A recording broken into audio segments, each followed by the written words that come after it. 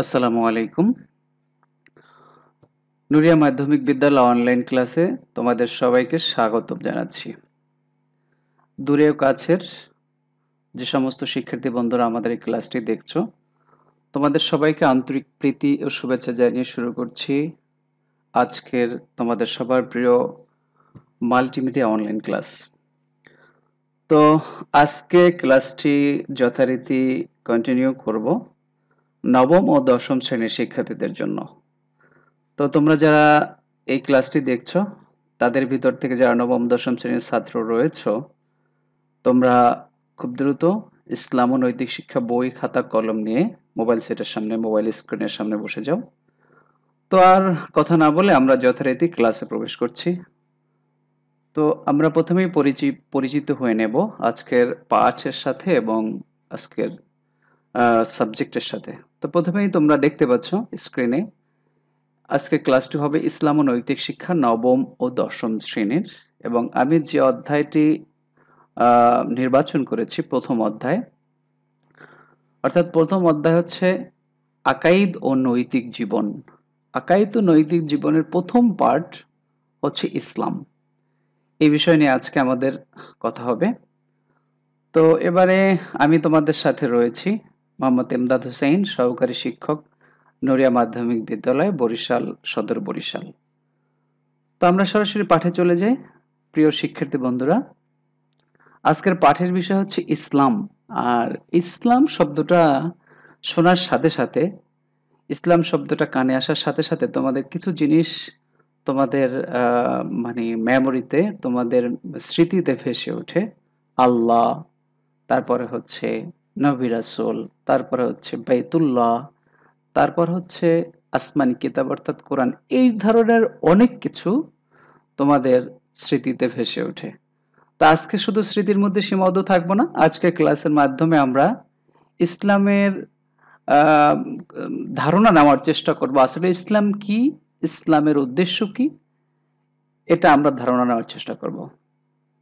তো প্রিয় শিক্ষার্থী বন্ধুরা, তা আজকে আমাদের যে ক্লাসটি আমরা করব তার শিখন ফল হিসাবে তোমরা যা যা পারবে, ইসলামের পরিচয় বর্ণনা করতে পারবে, শান্তিময় জীবন পরিচালনার ক্ষেত্রে ইসলামের ভূমিকা বর্ণনা করতে পারবে, ইসলাম শিক্ষার গুরুত্ব বর্ণনা করতে পারবে।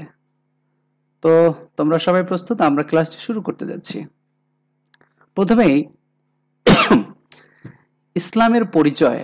তা আমরা এই যে ইসলাম শব্দটা এবং ইসলামের টোটাল বিষয়টার আমরা একটা পরিচিতি, আমরা ধারণা নেব, পরিচিতি লাভ করব। ইসলাম শব্দটি আরবি, এর আবিধানিক অর্থ হচ্ছে আনুগত্য করা, আত্মসমর্পণ করা, শান্তির পথে চলা ইত্যাদি ইত্যাদি অনেক অর্থ রয়েছে।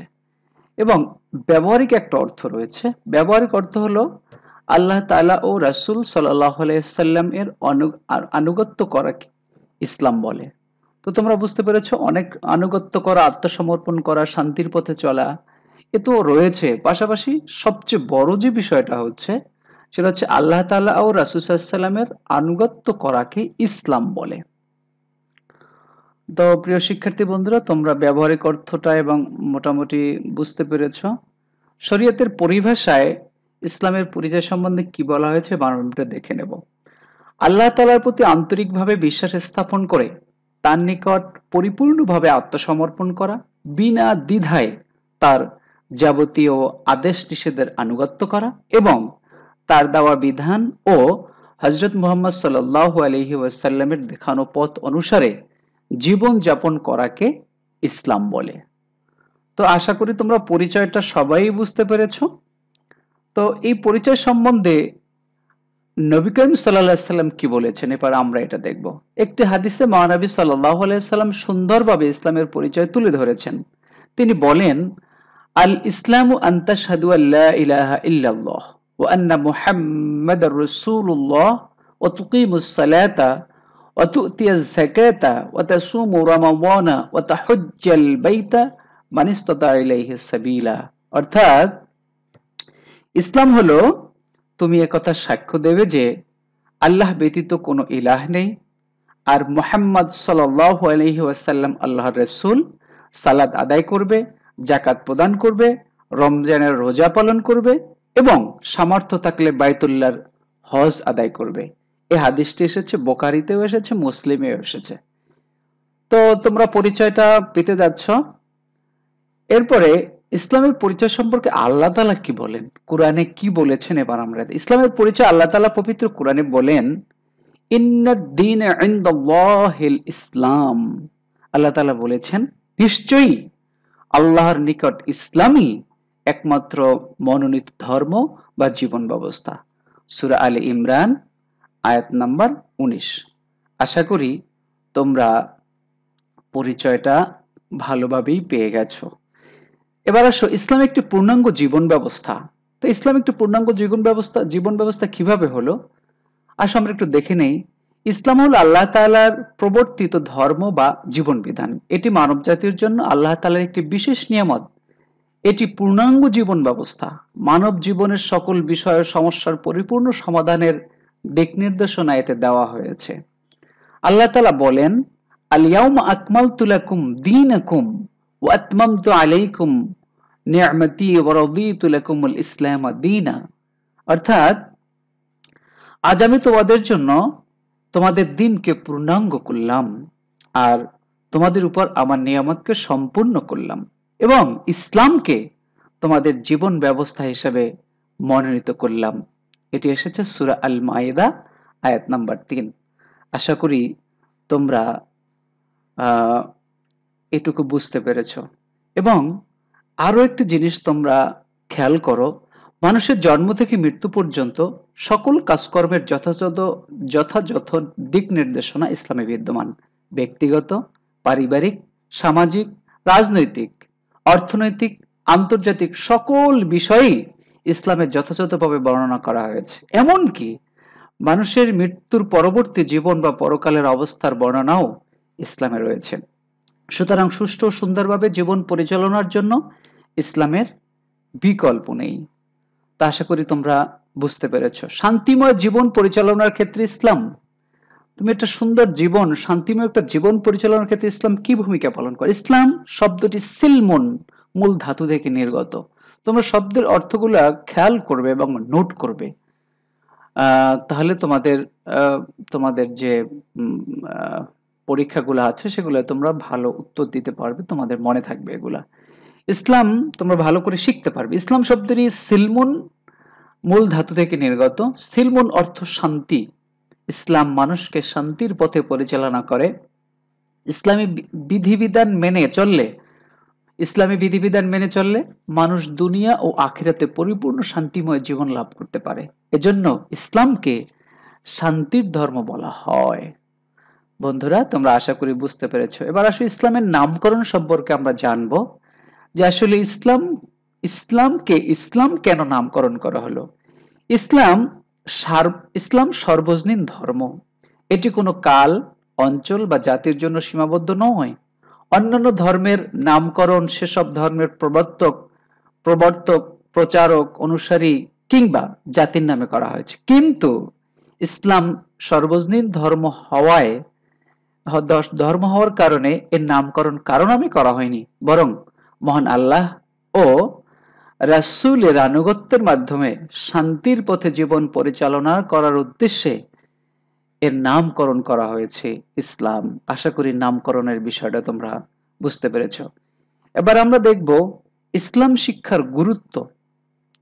ইসলাম শিক্ষা হলো, আসলে ইসলাম শিক্ষার গুরুত্ব, তোমরা কেন ইসলাম শিখবে, তোমরা এটা আশা করি এই স্লাইডটা খেয়াল করলে তোমরা বুঝতে পারবে। ইসলাম শিক্ষা হলো ইসলাম সম্পর্কে জ্ঞান লাভ করা। কোনো কিছু বাস্তবায়ন করতে হলে প্রথমে সে সম্পর্কে জ্ঞান লাভ করতে হয়। যেমন সাঁতার কাটতে হলে প্রথমে সাঁতার কি, কিভাবে কাটতে হয় ইত্যাদি শিখতে হয়। গাড়ি চালাতে হলে গাড়ি চালানো সম্পর্কে জ্ঞান অর্জন করতে হয়। ঠিক তেমনি ইসলাম অনুযায়ী জীবন পরিচালনার জন্য ইসলাম সম্পর্কে প্রথমে জ্ঞান অর্জন করতে হয়, আর এর প্রধান মাধ্যম হলো ইসলাম শিক্ষা।